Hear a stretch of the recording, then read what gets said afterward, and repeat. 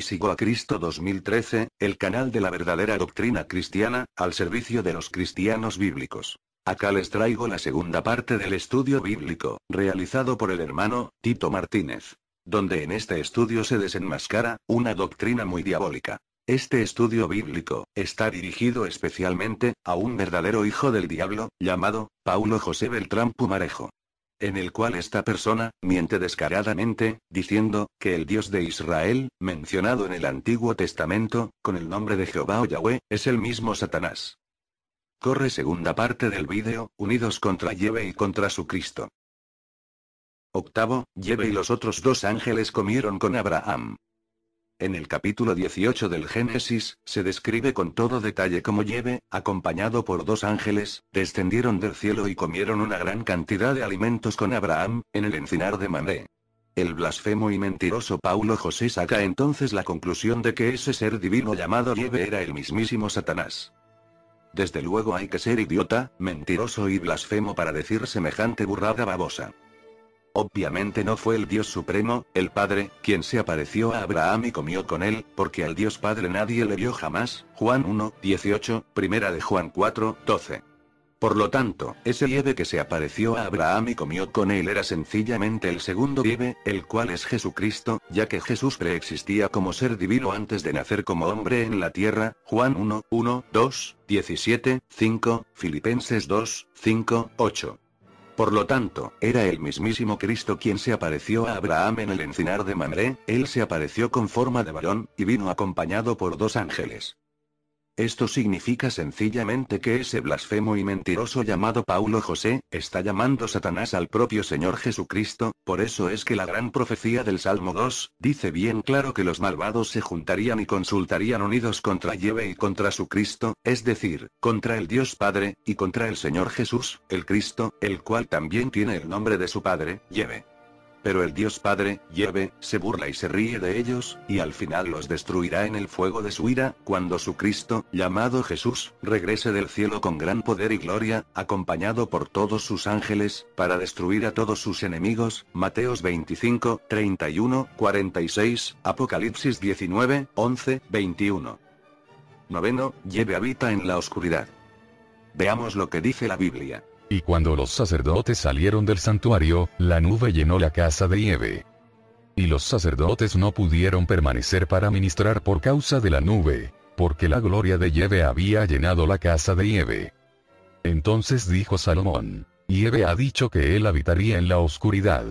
Primera de Reyes 8, 10, 12. Basándose en ese pasaje, el mentiroso y blasfemo Paulo José, afirma que Yahweh es Satanás, porque el pasaje dice que Yahweh habita en la oscuridad, y la Biblia dice que Dios es luz, y no hay ningunas tinieblas en él, primera de Juan 1, 5. Desde luego hay que ser imbécil y analfabeto bíblico para decir semejante burrada. Ese blasfemo mentiroso simplemente saca el verso 12 de su contexto, para así inventarse una blasfemia espantosa, pero si leemos el pasaje completo vemos que se está refiriendo a la nube espesa que llenó la casa de Yahweh, es decir, el tabernáculo, y obviamente esa nube espesa era oscura, y dentro de esa nube espesa estaba Yahweh, es decir, él moraba dentro de esa nube oscura, tal como dicen estos dos pasajes. Éxodo 14, 24. Aconteció a la vigilia de la mañana, que Yahweh miró el campamento de los egipcios desde la columna de fuego y nube, y trastornó el campamento de los egipcios. Éxodo 34, 5. Y Yahweh descendió en la nube, y estuvo allí con él, proclamando el nombre de Yahweh.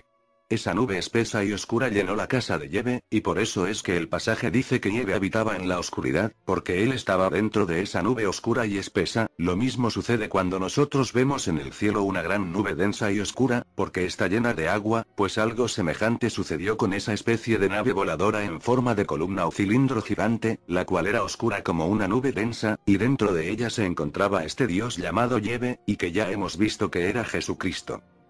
Veamos cómo han traducido las siguientes versiones bíblicas ese pasaje. Bat, Biblia al día. Entonces Salomón declaró: Señor, tú has dicho que habitarías en la oscuridad de una nube. Biblia Jerusalén. Entonces Salomón dijo: Yahweh quiere habitar en densa nube. Bla, la Biblia de las Américas. Entonces Salomón dijo: El Señor ha dicho que él moraría en la densa nube. La Biblia versión internacional. Entonces Salomón declaró: Señor, tú has dicho que habitarías en la oscuridad de una nube. RV 2000, Reina Valera año 2000. Entonces dijo Salomón: el Señor ha dicho que él habitaría en la oscuridad de la nube de su tabernáculo. Ahí lo tiene bien claro, ese pasaje de ninguna manera dice que nieve sea tinieblas, lo que dice es que ese Dios llamado nieve estaba dentro de esa nube oscura y densa en forma de columna. Sin embargo, el blasfemo y analfabeto bíblico de Paulo José pervierte ese pasaje bíblico de una forma satánica, diciendo la babosada de que nieve es Satanás, y que él mora en las tinieblas. 10. Ojo por ojo. En la santa ley de Dios leemos lo siguiente. Si algunos riñeren, e hirieren a mujer embarazada, y ésta abortare, pero sin haber muerte, serán penados conforme a lo que les impusiere el marido de la mujer y juzgaren los jueces.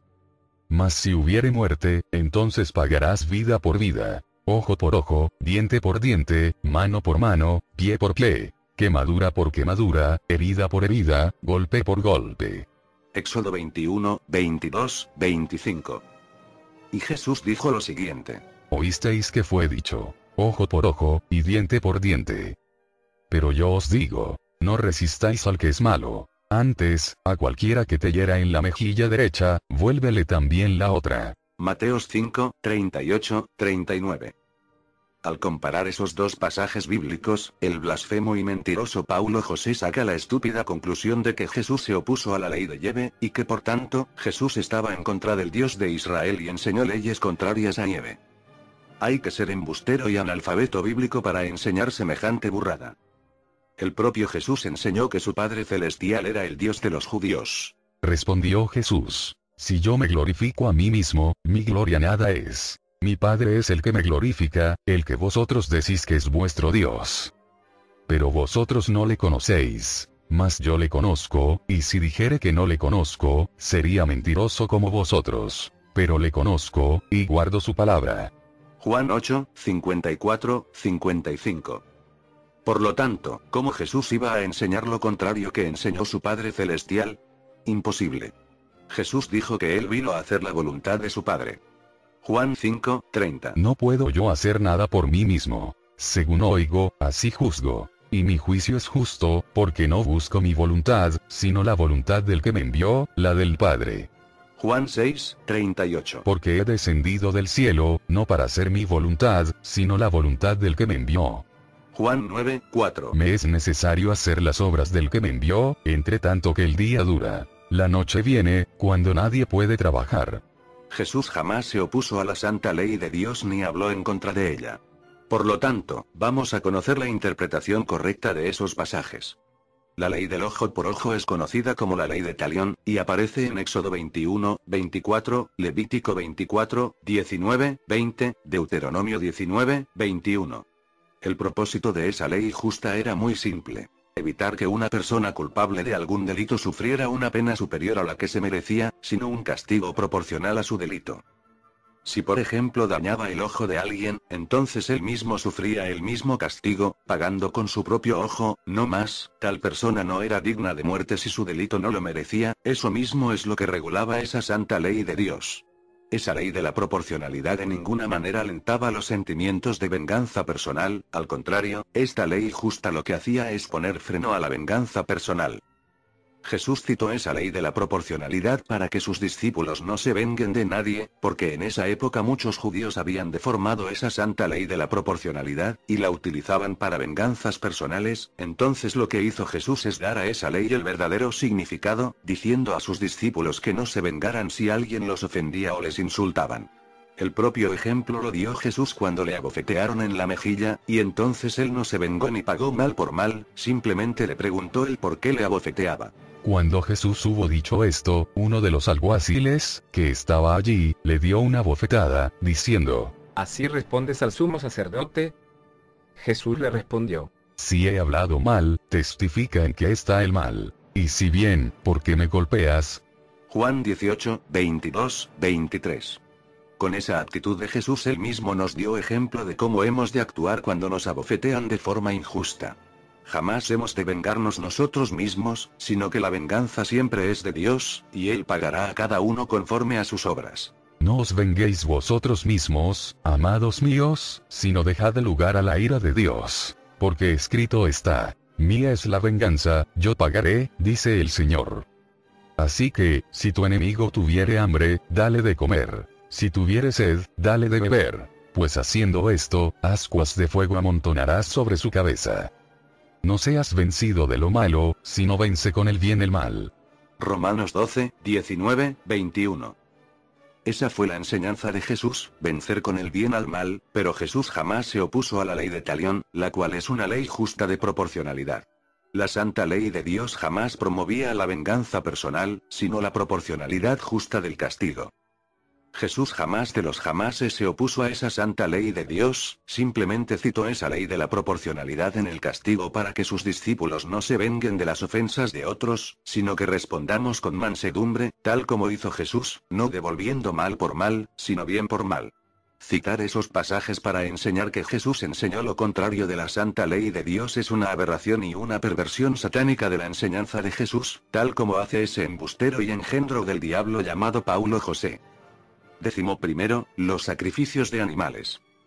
El mentiroso y blasfemo Paulo José dice lo siguiente en su repugnante libro. Tenemos entendido en estos tiempos que quien ofrece sacrificios son las sectas satánicas, entonces, ¿cómo es posible que un Dios espiritual necesite sacrificios vivos? Leamos lo que dice el capítulo 1 de Levítico. Llamó Yahvé a Moisés, y habló con él desde el tabernáculo de reunión, diciendo: Habla a los hijos de Israel y diles: Cuando alguno de entre vosotros ofrece ofrenda a Yahvé, de ganado vacuno o ovejuno haréis vuestra ofrenda. Si su ofrenda fuere holocausto vacuno, macho sin defecto lo ofrecerá. De su voluntad lo ofrecerá a la puerta del tabernáculo de reunión delante de Yahvé. Y pondrá su mano sobre la cabeza del holocausto, y será aceptado para expiación suya. Entonces degollará el becerro en la presencia de Yahvé. Y los sacerdotes hijos de Aarón ofrecerán la sangre, y la rociarán alrededor sobre el altar, el cual está a la puerta del tabernáculo de reunión. Y desollará el holocausto, y lo dividirá en sus piezas. Y los hijos del sacerdote Aarón pondrán fuego sobre el altar, y compondrán la leña sobre el fuego.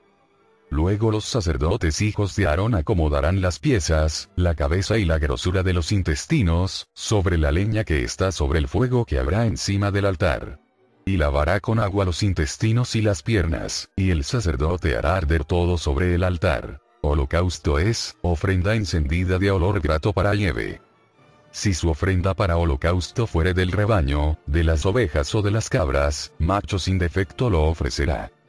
Y lo degollará al lado norte del altar delante de Yahvé. Y los sacerdotes hijos de Aarón rociarán su sangre sobre el altar alrededor. Lo dividirá en sus piezas, con su cabeza y la grosura de los intestinos. Y el sacerdote las acomodará sobre la leña que está sobre el fuego que habrá encima del altar. Y lavará las entrañas y las piernas con agua. Y el sacerdote lo ofrecerá todo, y lo hará arder sobre el altar. Holocausto es, ofrenda encendida de olor grato para Yahvé. Si la ofrenda para Yahvé fuere holocausto de aves, presentará su ofrenda de tórtolas, o de palominos. Y el sacerdote la ofrecerá sobre el altar, y le quitará la cabeza, y hará que arda en el altar. Y su sangre será exprimida sobre la pared del altar. Y le quitará el buche y las plumas, lo cual echará junto al altar, hacia el oriente, en el lugar de las cenizas. Y la henderá por sus alas, pero no la dividirá en dos. Y el sacerdote la hará arder sobre el altar, sobre la leña que estará en el fuego. Holocausto es, ofrenda encendida de olor grato para Yahvé. Levíticos capítulo 1. Versículos del 1 al 17. El argumento falso de todos los que enseñan que el Dios de Israel es Satanás es el siguiente. Como en las sectas satánicas se hacen sacrificios de animales, y en el Antiguo Testamento Yahvé exigió a la nación de Israel sacrificios de animales, entonces el Dios de Israel es Satanás. Seguidamente voy a demostrar cómo ese argumento es absolutamente falso y diabólico.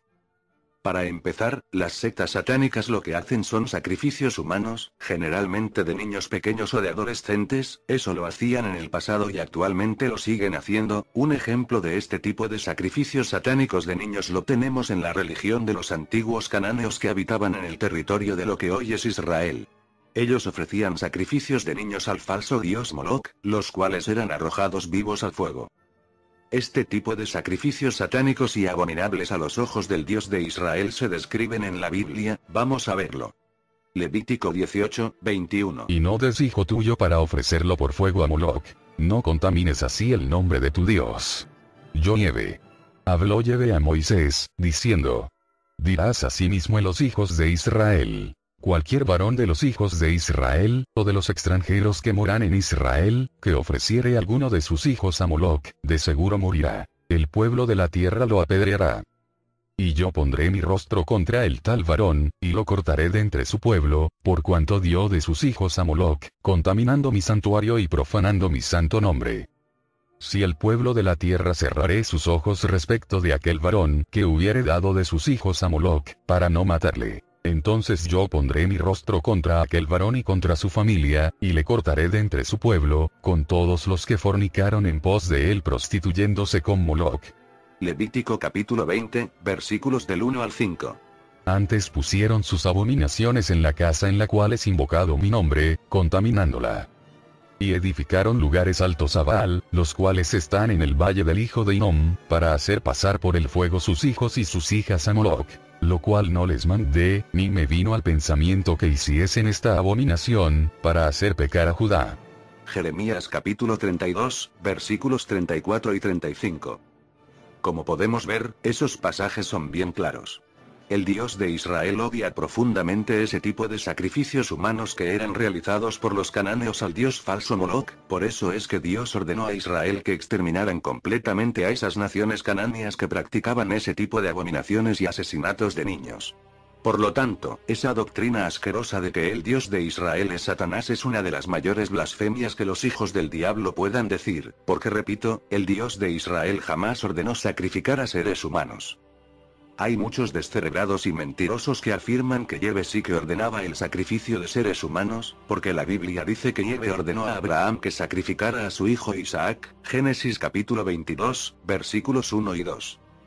Abraham obedeció a Yahvé y llevó a su hijo Isaac al monte Moría para sacrificarlo. Sin embargo, el Dios de Israel, Yahvé, estaba poniendo a prueba la fe de Abraham, pues Yahvé jamás quiso que Abraham sacrificara a su hijo Isaac. Por eso es que la Biblia dice que Dios envió a un ángel para impedir que Abraham sacrificara a su hijo, Génesis capítulo 22, versículos del 10 al 12.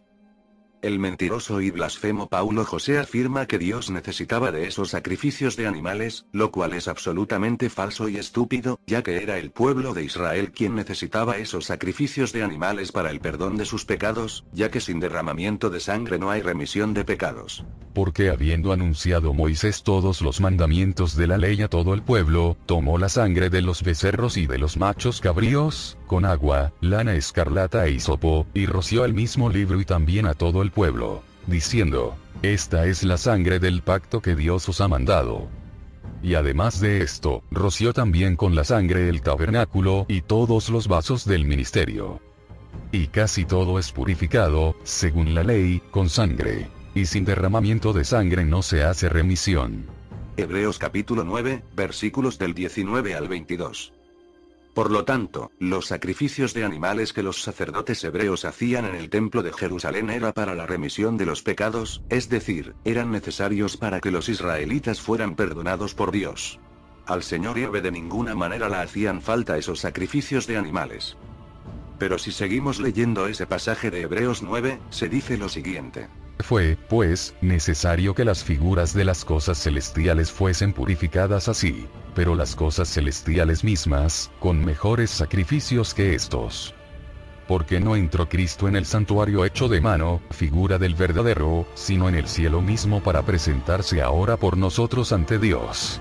Y no para ofrecerse muchas veces, como entra el sumo sacerdote en el lugar santísimo cada año con sangre ajena. De otra manera le hubiera sido necesario padecer muchas veces desde el principio del mundo.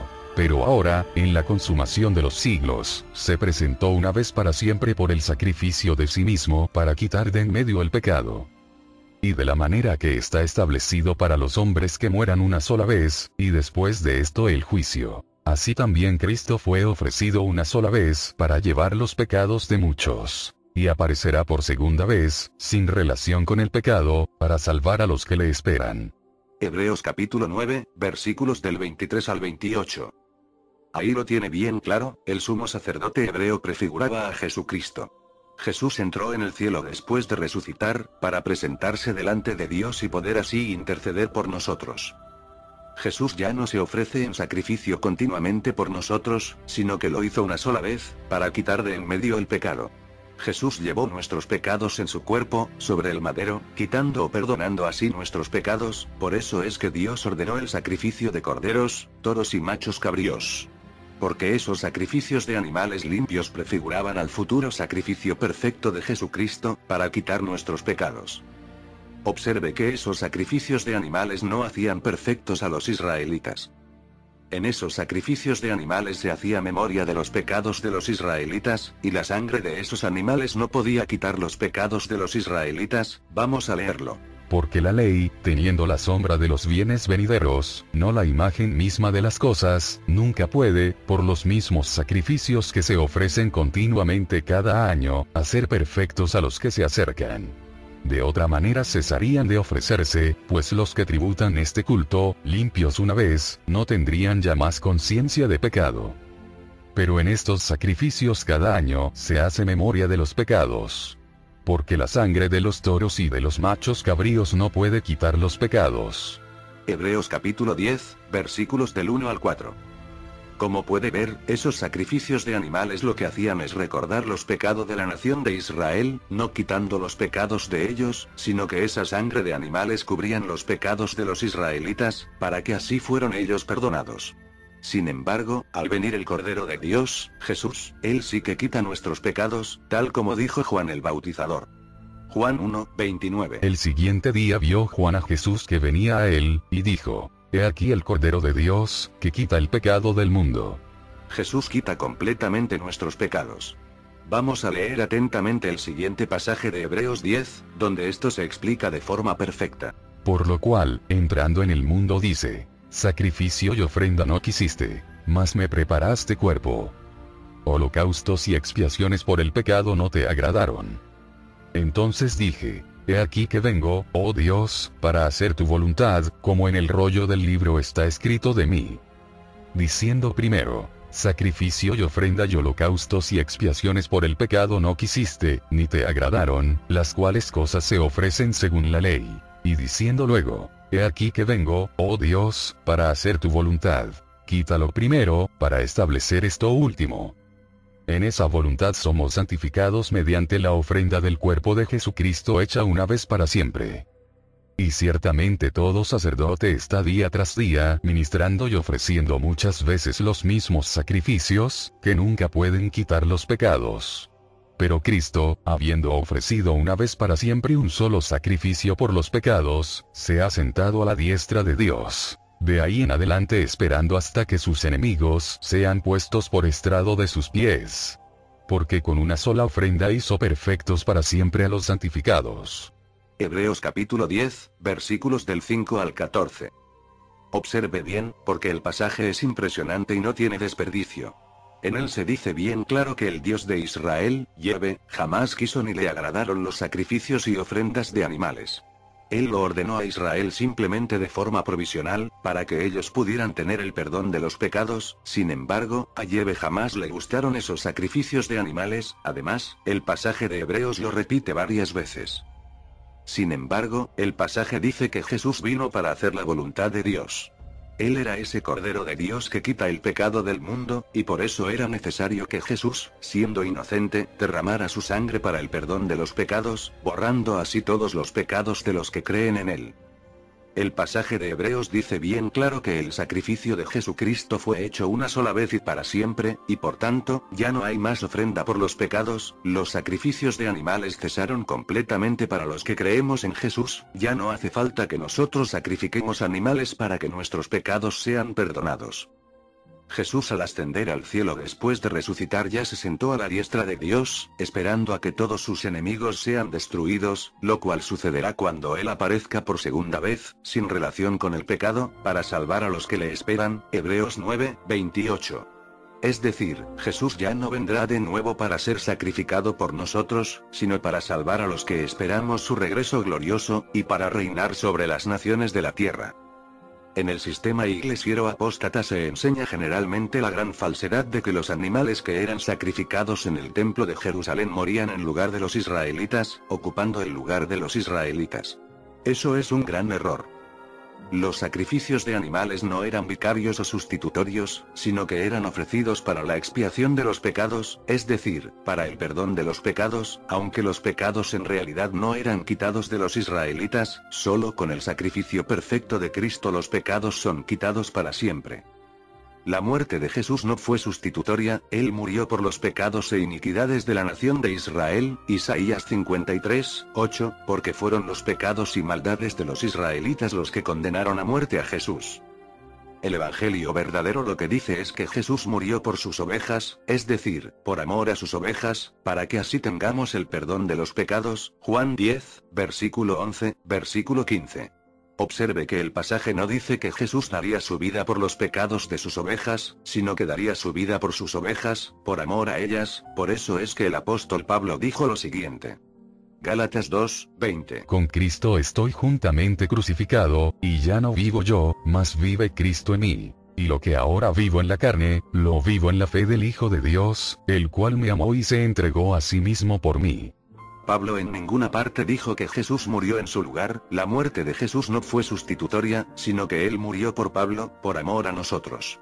Jesús era perfecto y justo, como los animales limpios que eran sacrificados en el templo de Jerusalén.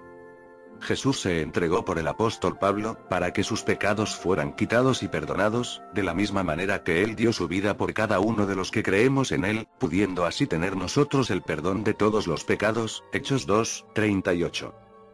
Muchos iglesieros del SIA suelen citar el siguiente pasaje de Pablo, para enseñar la falsedad de que Jesús murió en nuestro lugar. Segunda de Corintios 5, 21. Al que no conoció pecado, por nosotros lo hizo pecado, para que nosotros fuésemos hechos justicia de Dios en él.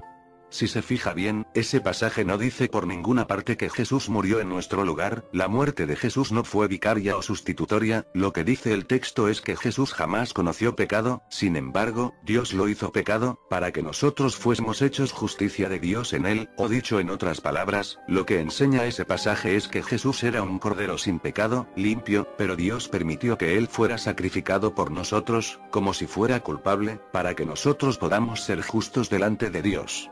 En ninguna parte se dice que Jesús ocupara nuestro lugar en el madero, no se dice que Él muriera en lugar de nosotros, sino que Él llevó nuestros pecados en el madero para poder quitarlos, por eso era necesario que Él muriera. Para que así nuestros pecados sean quitados y podamos tener el perdón total, y de esta manera Dios ya nos ve como justos y limpios. Esto lo explicó muy bien el apóstol Pedro, cuando dijo lo siguiente. Pues para esto fuisteis llamados. Porque también Cristo padeció por nosotros, dejándonos ejemplo, para que sigáis sus pisadas. El cual no hizo pecado, ni se halló engaño en su boca. Quien cuando le maldecían, no respondía con maldición. Cuando padecía, no amenazaba, sino encomendaba la causa al que juzga justamente. Quien llevó a él mismo nuestros pecados en su cuerpo sobre el madero, para que nosotros, estando muertos a los pecados, vivamos a la justicia. Y por cuya herida fuisteis sanados. Primera de Pedro capítulo 2, versículos del 21 al 24. Ahí lo tiene. El apóstol Pedro dijo que Jesús padeció por nosotros, es decir, dio su vida por amor a los suyos. Pedro no dijo que Jesús murió en nuestro lugar, sino que murió por nosotros. Jesús jamás hizo pecado, Él era perfecto y justo, y llevó nuestros pecados en su cuerpo sobre el madero, y ojo, cuando el pasaje dice que Jesús llevó nuestros pecados en su cuerpo, eso no significa de ninguna manera que Jesús murió en nuestro lugar, lo que significa es que Él quitó nuestros pecados en el madero. Jesús cuando curaba a la gente llevaba las enfermedades y dolencias de esas personas, es decir, les quitaba esas enfermedades y dolencias, pero esto de ninguna manera significaba que Jesús ocupaba el lugar de esas personas, vamos a leerlo. Y cuando llegó la noche, trajeron a él muchos endemoniados, y con la palabra echó fuera a los demonios, y sanó a todos los enfermos. Para que se cumpliese lo dicho por el profeta Isaías, cuando dijo: Él mismo tomó nuestras enfermedades, y llevó nuestras dolencias. Mateos capítulo 8, versículo 16 y 17. Eso mismo es lo que hizo Jesús por los suyos, él mismo tomó en su cuerpo nuestros pecados, llevó nuestros pecados en su cuerpo sobre el madero para poder quitarlos, pero esto de ninguna manera significa que Jesús muriera en nuestro lugar, su muerte jamás fue vicaria, sino que fue por amor a sus ovejas, dando su vida por ellas, para que tengamos el perdón de los pecados, y estos sean quitados totalmente. Los sacrificios de toros, corderos y machos cabríos sencillamente prefiguraban ese sacrificio perfecto de Cristo. Esos sacrificios de animales no eran perfectos, porque no podían quitar los pecados de la nación de Israel, y además, esos sacrificios de animales jamás agradaron a Yahvé, el Dios de Israel, Hebreos 10. Pero esos sacrificios de animales eran necesarios para que los israelitas tuvieran el perdón de los pecados. Y para anunciar la futura venida del Cordero de Dios que quita el pecado del mundo, Jesucristo, y una vez venido Cristo, y habiendo sido sacrificado por amor a nosotros, ya no hay más ofrenda de animales por el pecado. El blasfemo y mentiroso Paulo José dice en su asqueroso libro que Dios sacrificaba y quemaba también seres humanos, porque en Levítico 1:9 se mencionan piernas, y según ese idiota e ignorante, esas piernas eran las de seres humanos, porque, según él, solo los seres humanos tenemos piernas. Realmente ese sujeto o es idiota mental, o es un malvado mentiroso, aunque realmente es las dos cosas. Idiota mental y malvado mentiroso, porque cualquier persona que lea Levítico 1 verá a simple vista que todo el capítulo está hablando bien claro de sacrificios de animales limpios, de ninguna manera habla de sacrificio de seres humanos, el texto lo dice bien claro. Levítico capítulo 1, verso 2. Habla a los hijos de Israel y diles: cuando alguno de entre vosotros ofrece ofrenda a Yahvé, de ganado vacuno o ovejuno haréis vuestra ofrenda. El pasaje también habla del sacrificio de aves limpias, como tórtolas y palominos, Levíticos capítulo 1, versículo 14. Decir que ese pasaje habla de sacrificios de seres humanos es de gilipollas mentales y canallas. Pero no solo eso, resulta que la palabra piernas del verso 9 se puede traducir también como patas, es decir, eran las patas de esos animales. Así lo han traducido un montón de versiones bíblicas, como por ejemplo estas. Biblia al día. Las entrañas y las patas se lavarán con agua, y el sacerdote lo quemará todo en el altar. Es un holocausto, una ofrenda presentada por fuego de aroma grato al Señor. Jerusalén. Él lavará con agua las entrañas y las patas y el sacerdote lo quemará todo en el altar. Es un holocausto, un manjar abrasado de calmante aroma para Yahvé. NBLH, Nueva Biblia de los Hispanos. El que presenta el holocausto lavará las entrañas y las patas con agua, y el sacerdote lo quemará todo sobre el altar como holocausto. Es una ofrenda encendida de aroma agradable para el Señor. Mi, Nueva Versión Internacional. Las entrañas y las patas se lavarán con agua, y el sacerdote lo quemará todo en el altar. Es un holocausto, una ofrenda presentada por fuego de aroma grato al Señor. Él lavará con agua las entrañas y las patas y el sacerdote lo quemará todo en el altar. Es un holocausto, un manjar abrasado de calmante aroma para Adonai. Por lo tanto, ese pasaje bíblico se puede traducir tanto por patas, como por piernas. Lo mismo sucede cuando decimos nosotros: he comido una pata de cordero, refiriéndonos a que hemos comido una pierna de cordero. Pero decir que ese pasaje de Levítico 1 describe el sacrificio de seres humanos solo puede decirlo alguien con nula materia gris en la cabeza, siendo además un embustero descomunal, como es el caso del gilipollas que ha escrito esa basura de libro, llamado Paulo José Beltrán. 12. Yahvé ordenó matar a hombres, mujeres y niños. Veamos unos cuantos pasajes de la Biblia. Deuteronomio capítulo 2. Versículos 33 y 34. Mas Yahvé nuestro Dios lo entregó delante de nosotros, y lo derrotamos a él y a sus hijos, y a todo su pueblo. Tomamos entonces todas sus ciudades, y destruimos todas las ciudades, hombres, mujeres y niños. No dejamos ninguno. Josué capítulo 6. Versículo 21. Y destruyeron a filo de espada todo lo que en la ciudad había, hombres y mujeres, jóvenes y viejos, hasta los bueyes, las ovejas, y los asnos. Primera Samuel capítulo 15. Versículos 2 y 3. Así ha dicho Yahvé de los ejércitos: yo castigaré lo que hizo Amalek a Israel al oponérsele en el camino cuando subía de Egipto. Ve, pues, y hiere a Amalek, y destruye todo lo que tiene, y no te apiades de él. Mata a hombres, mujeres, niños, y aun los de pecho, vacas, ovejas, camellos y asnos.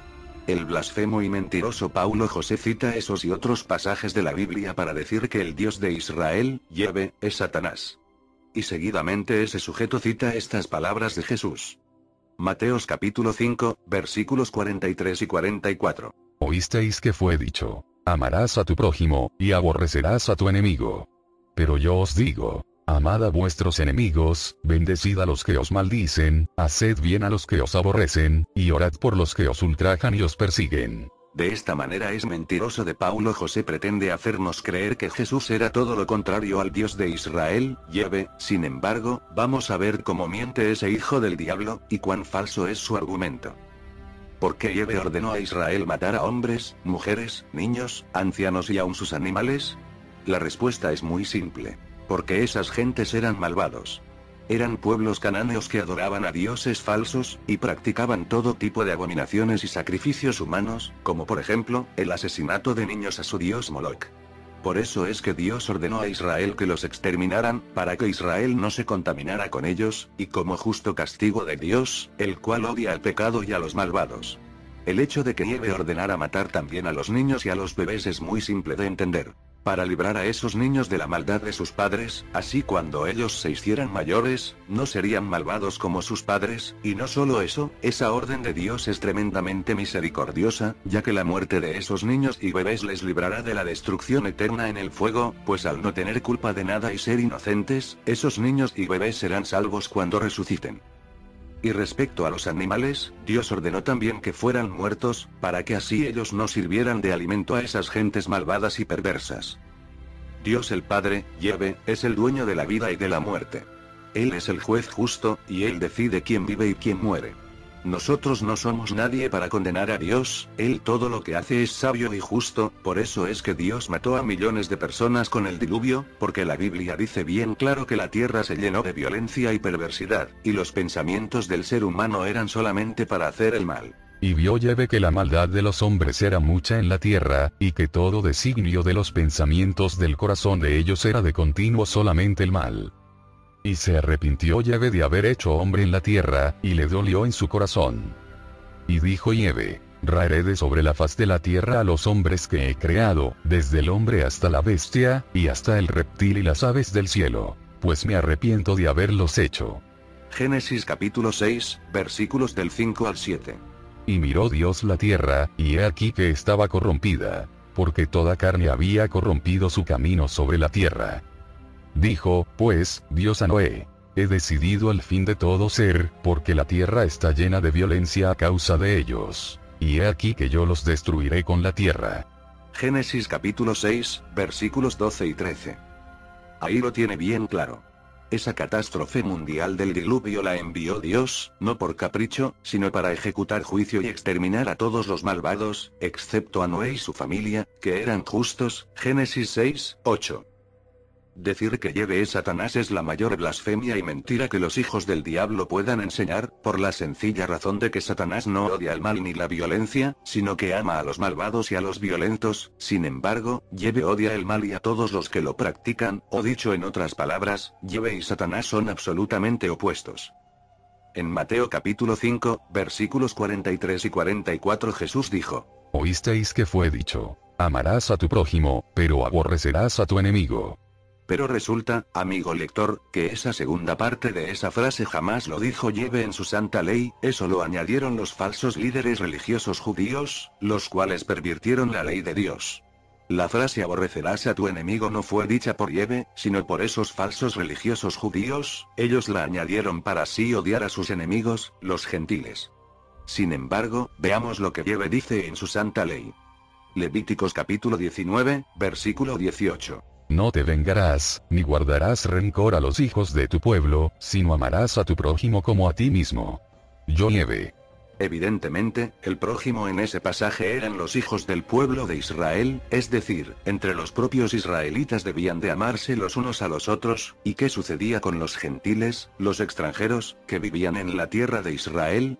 Observe que en ninguna parte Yahvé les dijo que debían odiar a los extranjeros. Veamos lo que dice Yahvé en su santa ley respecto al trato que debían tener los israelitas con los extranjeros, los gentiles. Éxodo 22, 21. Y al extranjero no engañarás ni angustiarás, porque extranjeros fuisteis vosotros en la tierra de Egipto. Cuando el extranjero moraré con vosotros en vuestra tierra, no le oprimiréis. Como a un natural de vosotros tendréis al extranjero que more entre vosotros, y lo amarás como a ti mismo, porque extranjeros fuisteis en la tierra de Egipto. Yo Yahvé vuestro Dios. Levítico capítulo 19, versículos 33 y 34. Deuteronomio 10, 19. Amaréis, pues, al extranjero, porque extranjeros fuisteis en la tierra de Egipto. Deuteronomio 24, 14. No oprimirás al jornalero pobre y menesteroso, ya sea de tus hermanos o de los extranjeros que habitan en tu tierra dentro de tus ciudades. Salmos 146, 9. Yahvé guarda a los extranjeros. Al huérfano y a la viuda sostiene, y el camino de los impíos trastorna. Más claro no pueden ser esos pasajes.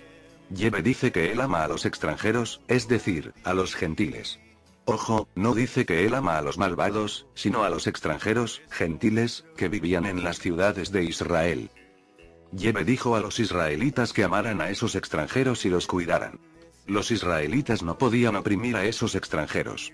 Esos extranjeros también eran prójimos para la nación de Israel, y por tanto, había que amarlos. Por lo tanto, cuando Yahvé dice a los israelitas en su ley que debían amar al prójimo como a ellos mismos, están incluidos también los gentiles. Observe que en ninguna parte de la ley de Dios se dice que había que odiar a los enemigos, el odiar a los enemigos se lo inventaron los judíos que pervertían la ley de Yahvé. Por eso es que cuando Jesús vino él explicó el verdadero significado de ese mandamiento de Yahvé, al decir que hemos de amar también a nuestros enemigos, no vengándonos de ellos. Jesús dijo que oremos por ellos. Observe que Jesús jamás dijo que Dios ame a los malvados, pues Dios no ama a los malvados, sino que los aborrece. Jesús simplemente nos enseñó a tener misericordia con todos, incluidos los malvados, no vengándonos de ellos, sino devolviendo bien por mal, porque la venganza es de Dios, no de nosotros, y Él pagará a cada uno según sus obras. Jesús dijo bien claro que Dios, en el futuro, destruirá a todos los malvados en el fuego, cuando Él mismo, Jesús, regrese del cielo con gran poder y gloria, vamos a verlo. Mateos 10, 28. Y no temáis a los que matan el cuerpo, mas el alma no pueden matar. Temed más bien a aquel que puede destruir el alma y el cuerpo en el fuego. Cuando el Hijo del Hombre venga en su gloria, y todos los santos ángeles con él, entonces se sentará en su trono de gloria, y serán reunidas delante de él todas las naciones. Y apartará los unos de los otros, como aparta el pastor las ovejas de los cabritos.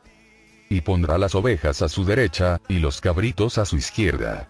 Mateos capítulo 25, versículos del 31 al 33. Mateos 25, 41. Entonces dirá también a los de la izquierda: Apartaos de mí, malditos, al fuego eterno preparado para el diablo y sus ángeles. Mateos 25, 46. E irán estos al castigo eterno, y los justos a la vida eterna. En Mateo 10, 28 Jesús dijo que el ser humano puede matar el cuerpo, pero no puede destruir el cuerpo y el alma en la gehenna, es decir, en el lago de fuego, por lo tanto, no hemos de temer al ser humano. Sin embargo, Jesús dijo que sí hemos de temer al que tiene el poder de destruir el cuerpo y el alma en la gehenna de fuego, es decir, Jesús se estaba refiriendo al Dios Padre, el cual destruirá a todos los malvados en el fuego. Y en Mateo capítulo 25, versículos del 31 al 46, Jesús dijo bien claro que enviará al fuego eterno a los malvados. Por lo tanto, esto significa que el Dios de Israel, Yahvé, es el mismo Padre Celestial, el Dios de Cristo, el cual derramará su terrible ira sobre todos los malvados, y esto lo hará por medio de su Hijo Jesús. Cuando Él regrese del cielo, entonces todos los malvados serán destruidos para siempre en el fuego. El propio Jesús contó la parábola de los 10 siervos, Lucas capítulo 19, versículos del 11 al 27. El Señor de la parábola representa a Jesús, el cual se fue lejos, al cielo. Entonces el Señor regresa para recompensar a sus siervos, y mire lo que dice el Señor de la parábola en el verso 27. Lucas capítulo 19, versículo 27. Y también a aquellos mis enemigos que no querían que yo reinase sobre ellos, traedlos acá, y decapitadlos delante de mí. Más claro no puede ser, el Señor de la parábola ordena que sus enemigos sean decapitados delante de él, y no deja a ninguno de ellos vivo.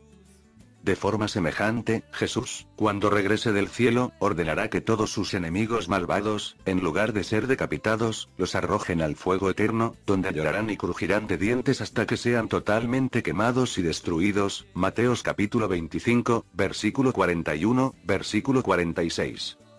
Como puede ver, Jesús actuará exactamente igual que el Dios de Israel, Yahvé, destruyendo a todos sus enemigos, lo cual demuestra de forma irrefutable que el único Dios verdadero es Yahvé, el Padre Celestial, y Jesús es su enviado, el Hijo de Dios, y este es el conocimiento que usted ha de tener para adquirir la vida eterna, lo dijo Jesús mismo.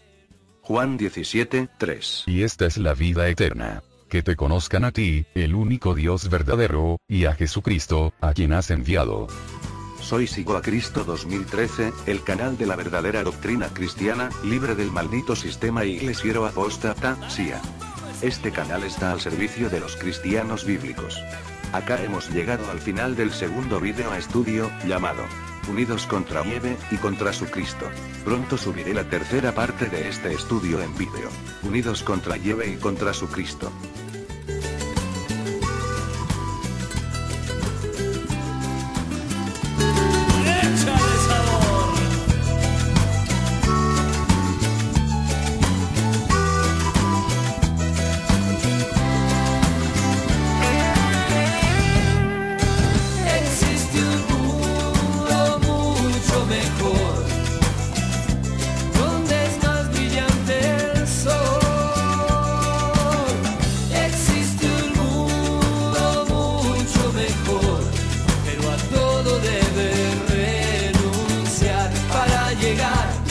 Pero a todo debe